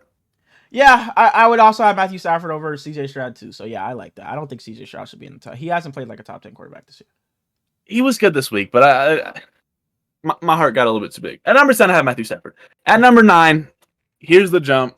He deserves it. We've said it all season. If he hadn't gotten hurt, he'd probably already be up here. And he's been a little inconsistent. At number 9, I have Jordan Love. Absolutely. We've said it from early on when Malik Willis was playing those first few weeks. If Jordan Love was playing, he'd be right up there with everybody else on this list. So yeah, he definitely deserves it. He's cut down on the turnovers recently, and the Packers are winning games. At number 8, he's once again slotted in. He's found his lost spot. to It was 7. Now it's 8. Patrick Mahomes. Yeah, absolutely. I don't hate it. I think this is a perfect spot. Hopefully he can stay on this list, man. Hopefully this is where he's been all season. He's gonna be hurt, or he is hurt. So we'll see. At number 7, another guy that unfortunately has continued to slide. He was locked in at number 4 for weeks. Oh, number 7, I have Jaden Daniels. And Jaden Daniels has kind of brought his stock back up over the past couple of weeks, but guys are just starting to fucking ball. So it's like they're just passing damn. him. Yes, but I don't hate this. I don't hate this. At number 6, I have Jared Goff. I'm trying to think who are the 5 above him. I know 4 of them, but okay. Jared Goff at 6. Who's at 5? At number 5, you told me he deserved number 4. But number 4 balled this week. So at number 5, I have Sam Darnold. Oh, Sam Darnold, I completely forgot. Yeah, Sam Darnold over Jared Goff, I think is fair. So yeah, I won't hate on this one. He's had not this past game, but the week before, I think that was his 5 touchdown game or whatever. So yeah, Sam Darnold definitely. He was fine this week. Yeah, he definitely deserves to be here. At number 4, he absolutely hoped. It does not matter who you put him up against. We said it, bro. It don't matter. He could have fucking fucking Darrelle Revis on one side, Richard Sherman on one side, and he's going out there and do his fucking thing. Baker Mayfield fears nobody, fears no defense. He's going to go out there and ball no matter what. So shout out to Baker, man. Absolutely. And we're into the top 3 again, where it always gets interesting. What would you have it? Okay, if I was building out a top 3, Lamar Jackson had 5 touchdowns last week, so I think last week I said I'd put Allen and Burrow over him. I think he moves back into 2. So Burrow's at 3, Lamar at 2. Josh Allen has to be number 1. He has to be.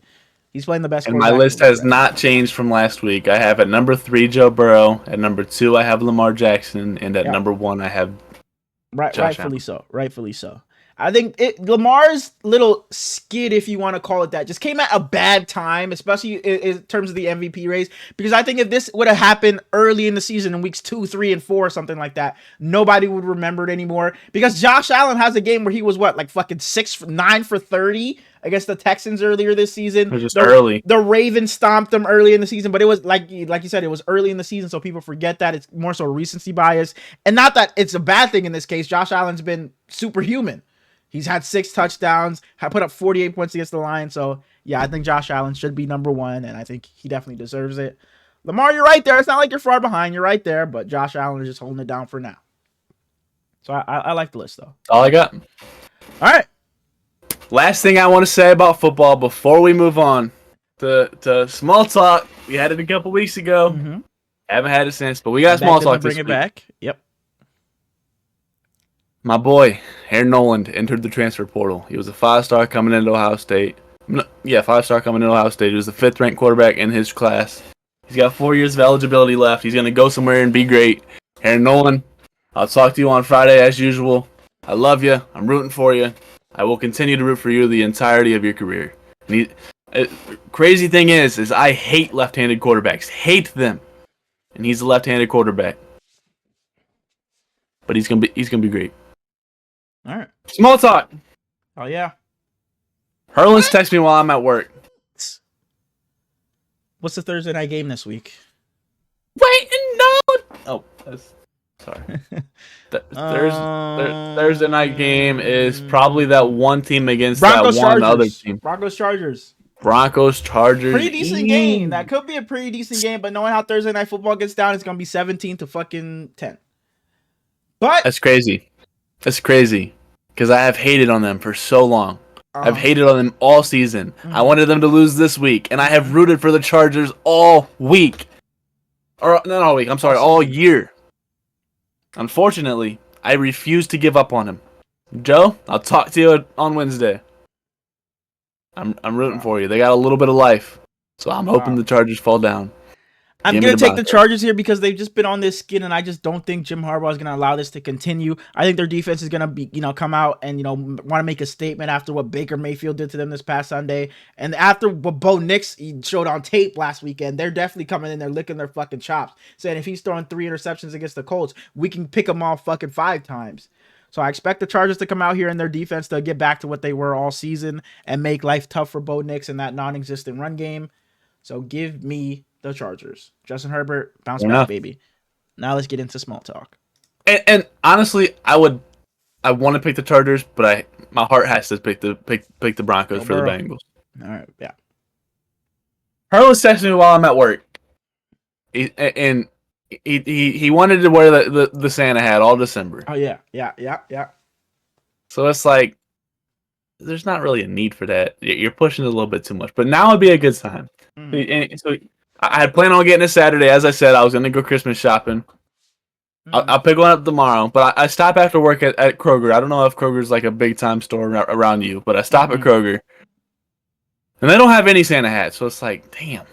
So I run over to Drug Mart right next door, and I got one. I said, oh man, it's not the nicest one in the world, but oh well, it'll work, I guess. I throw it on my head. It doesn't even go over my forehead. No, bro. I was the same way. The one I have barely fits. I have to fight and yank and fucking damn near tear it to get it to fit on my head. It's like, damn, is my head too fucking big, or they just don't fucking make them for adults? Like, what's going on? They had 4 different Santa hats in Drug Mart, and none of them fit my head. And small talk today, the first point at least. Make shit for big heads.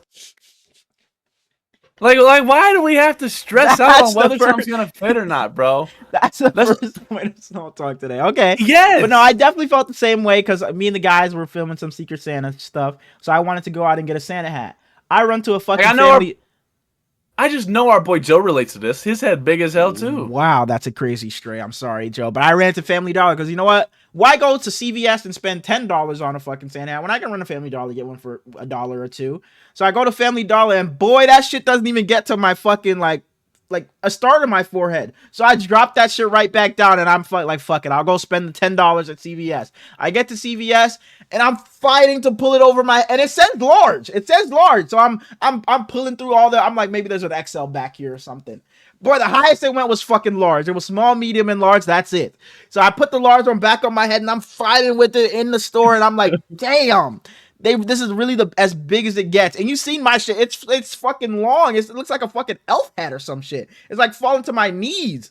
But that's the only one I could find that somewhat fit my head that I can fight to get over. And it gives me a fucking headache when I wear the shit for too long because it's squeezing my head so bad. So yeah, I guess they don't make Santa hats that big. An hour 45? I guess they don't make Santa hats that big, or they don't make them for adults, I guess. But yeah. I've been saying it for years. You can join my Christmas caroling group, the Big Headed Bitches. No sir. Cause you fit in with us. No sir. Second part, you've been begging me for years to do this. For the first time tonight, I played a video game on my PC instead of my console. Yeah, that's fucking idiotic. Like the only games you should be playing on Xbox is sports games because they're just not made to play on PC. Everybody's playing them on console, so you may as well just play those on console. But if you're playing any shooter, any Call of Duty, Fortnite, it should be on your PC. It doesn't make any sense for you to still be using the console. It just runs better. It's smoother. There's literally no reason for you not to. You can't say you don't have. I lag the whole time. Why? I don't know. I don't lag on Xbox ever. Do you have your Ethernet cord connected to your PC? Absolutely not. Why not? You should have an Ethernet connected to it. My router is in the damn living room. Oh, you don't have an Ethernet for your Xbox. I thought you had one for your Xbox, but not for your PC. So you don't have one for your Xbox either. Oh, no, well, shit. I don't know. Yeah, I don't know why that was the case. Maybe you just gotta adjust your settings, like your graphics and shit like that. But yeah, I played on PC because the guys at work, with Fortnite coming back to OG and everything, they've been playing a little bit. Mm-hmm. And playing video games with like blue collar guys might be the funniest thing in the world. Mm-hmm. Because they're so technologically, they're 20-year-old people just like us, mm-hmm. and they act like they're 87. It took them 3 games to learn how to use game chat. Yeah, like some people it's crazy. Some people just aren't gamers. They're just not technically sound. You'll fight some guys sometimes on Fortnite, and it's like, this is obviously a robot. This is crazy. And we landed at Pleasant, and 3 of us died, and it's just 1 guy left. And he's just running, sprinting, and it's like, Brayden, it's a robot. Turn around. And he goes, turns around and shoots a sniper at it. Wasn't even close. He shoots the tree 7 foot to his right. I said, pull your AR out. He goes, it's too far away. Hurlins, he was like 70 yards away. Yeah, it's like my brother's not a gamer, and I'm not like fucking amazing at Fortnite or anything, but my brother's not a gamer either. So playing with him, it's like frustrating, but it's like I just have to some people just don't fucking game like that. They're just not fucking game heads like some of us are.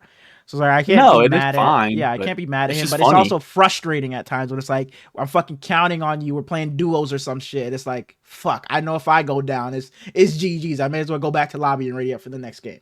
That was my last point. We played quads, and none of them wanted to play builds because they're all ass. And that's I will not be playing no fucking no builds. My brother tries to get me to play, and he says, "No, let's play no builds. That's where the real shooters at. You don't need to hide behind no builds. That's where the real shooters at. That's what he fucking says. That's where the real shooters at, man. We ain't no bitches, man. We don't need a build. It's just straight guns." I had at least 15 kills every game because there were so many robots. Yeah. And it comes down to the final 15 every game, and it's like, damn, my whole team's dead. Brady has to fucking will the team to a win again. When we played 4 games and got 1 win, and it's because the last 3 teams were all robots. I killed the only real team by myself. Yeah. Like, that shit's just not fun.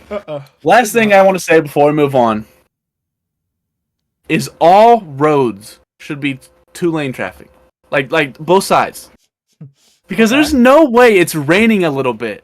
And we're going 30 and a damn 55, It's bro. like, I get it. When it's raining, you always have the fucking jackass that, but it don't matter if it's fucking raining, it's sunshine, he's going 80 no matter what. But then you got the people when it starts to fucking drizzle, they're not going past 25. It's like, holy fuck, like I get it. And but then you got the person behind them that refuses to pass. Yeah. So you're going... Yeah. And I'll pass anybody. I don't care. But if there's 6 cars in front of me, I can't pass. And it's like... Yeah. It's like, I know you don't want to be that jackass and go into the oncoming traffic, but you can make a quick look. If nobody's coming, just fucking skirt around them real quick. And I hate when it's 2-lane traffic and neither car wants to fucking pass each other up. They're just driving at the same speed and you're trying to get in front of them, but neither wants to fucking edge in front all of it. the time.